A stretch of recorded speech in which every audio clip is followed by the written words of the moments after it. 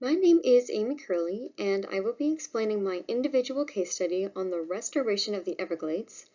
I will be discussing the intergovernmental collaborations that took place for this project, as well as Home Rule and Administrative Procedures Act.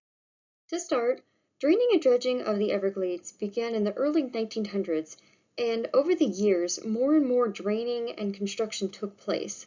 Water was redirected from lakes, animals were becoming at risk and endangered, and the Everglades began to decrease to half of its size. By the late 1900s, people finally began to comprehend the damage being done and started efforts to preserve the area. In the year 2000, the Comprehensive Everglades Restoration Plan was established to create incentives on preserving and protecting the Everglades. The main actors of this plan includes an overlapping authority government of federal, state, local, and tribal governments all working together to sustain their efforts. There are also teams, such as the South Florida Research Center staff, working to achieve a functional ecosystem. Connell describes home rule as the power of citizens to rule their own home without needing advanced approval on everything from the state.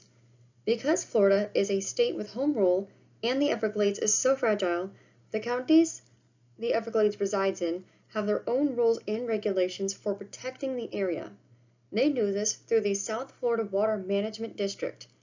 This is a regional government agency that manages the water resources in over half of Florida, with its key initiative being the restoration of the Everglades.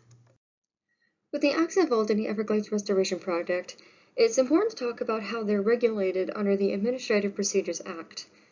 The Administrative Procedures Act governs how federal agencies form, develop, and issue their regulations. It also creates requirements and standards for judicial review. Because of this, they must also give proper notifications for these regulations, and when an act is established, they must be available to the public. For example, due to the Clean Water Act, information on the regulations can be found on the Environmental Protection Agency's website, which is then separated into states. So if people wanted to look up Florida's Clean Water Act and all the regulations going into that, they would just have to go into the Environmental Protection Agency's website and go to the Florida section, and it would all be listed. The Everglades Restoration Project is largely funded by the Department of Interior and the U.S. Army Corps of Engineers through two bills, the Interior and Environment Appropriation Bill and the Energy and Water Development Appropriation Bill. This project also receives state and federal funding annually.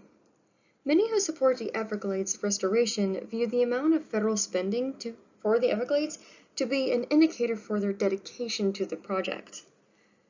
There has been a trend over the past decade of them typically spending more on non-CERP projects, such as the Kissimmee River restoration, than the actual CERP projects.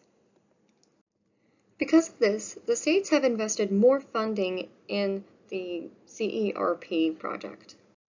Now, in recent years, this has actually decreased, mostly because of a decline in state tax revenue and a shifting focus from the Everglades. Florida has increased funding for the Restoration Strategies Regional Water Quality Plan in order to address some criteria issues related to the Clean Water Act. With these redirects in funding, the Everglades Restoration Project is losing their ability to be sustained and paid for, which leaves room for standstills in production and delays.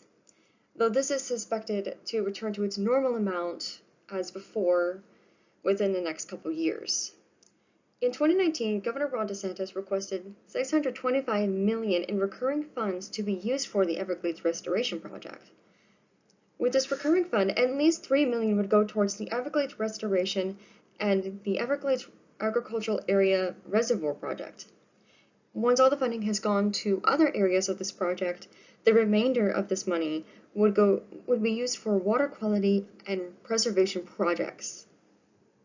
And that is the end of my presentation. I hope you enjoyed it and possibly learned something new, and I hope you all have a very good day.